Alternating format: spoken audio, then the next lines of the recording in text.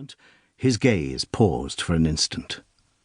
At every mooring chain and rope, at every stationary boat or barge that split the current into a broad arrowhead, at the offsets from the piers of Southwark Bridge, at the paddles of the river steamboats as they beat the filthy water, at the floating logs of timber lashed together lying off certain wharves, his shining eyes darted a hungry look.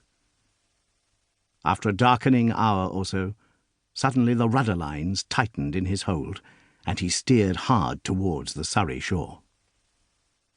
Always watching his face, the girl instantly answered to the action in her sculling. Presently the boat swung round, quivered as from a sudden jerk, and the upper half of the man was stretched out over the stern. The girl pulled the hood of a cloak she wore over her head and over her face, and, looking backward so that the front folds of this hood were turned down the river, kept the boat in that direction going before the tide. Until now the boat had barely held her own, and had hovered about one spot. But now the banks changed swiftly, and the deepening shadows and the kindling lights of London Bridge were past, and the tiers of shipping lay on either hand. It was not until now that the upper half of the man came back into the boat. His arms were wet and dirty, and he washed them over the side. In his right hand he held something, and he washed that in the river too. It was money. He chinked it once, and he blew upon it once, and he spat upon it once. "For luck," he hoarsely said, before he put it in his pocket. "Lizzie!" The girl turned her face towards him with a start, and rowed in silence. Her face was very pale. He was a hook-nosed man, and with that and his bright eyes and his ruffled head, bore a certain likeness to a roused bird of prey. "Take that thing off your face." She put it back. "Here, and give me hold of the sculls. I'll take the rest of the spill." "No, no, father, no. I can't indeed, father. I cannot sit so near it."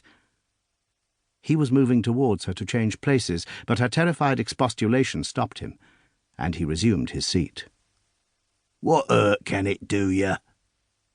None, but I cannot bear it." "It's my belief you hate the sight of the very river." I do not like it, father." "As if it wasn't your living, as if it wasn't meat and drink to you." At these latter words the girl shivered again, and for a moment paused in her rowing, seeming to turn deadly faint.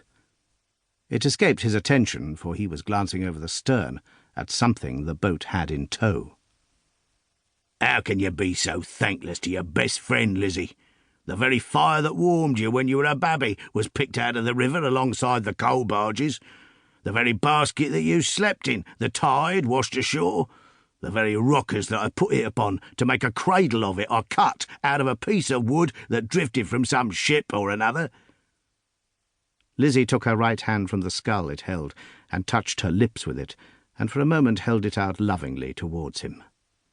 Then, without speaking, she resumed her rowing, as another boat, of similar appearance, though in rather better trim, came out from a dark place, and dropped softly alongside. "In luck again, Gaffer?" said a man with a squinting leer, who sculled her and who was alone. "I knowed you was in luck again by your wake as you come down."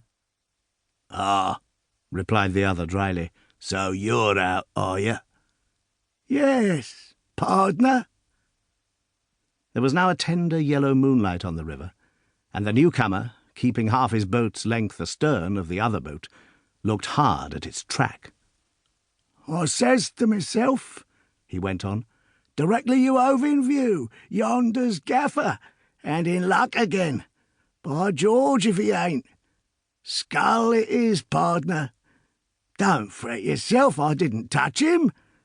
This was in answer to a quick, impatient movement on the part of Gaffer, the speaker at the same time unshipping his scull on that side, and laying his hand on the gunwale of Gaffer's boat, and holding to it.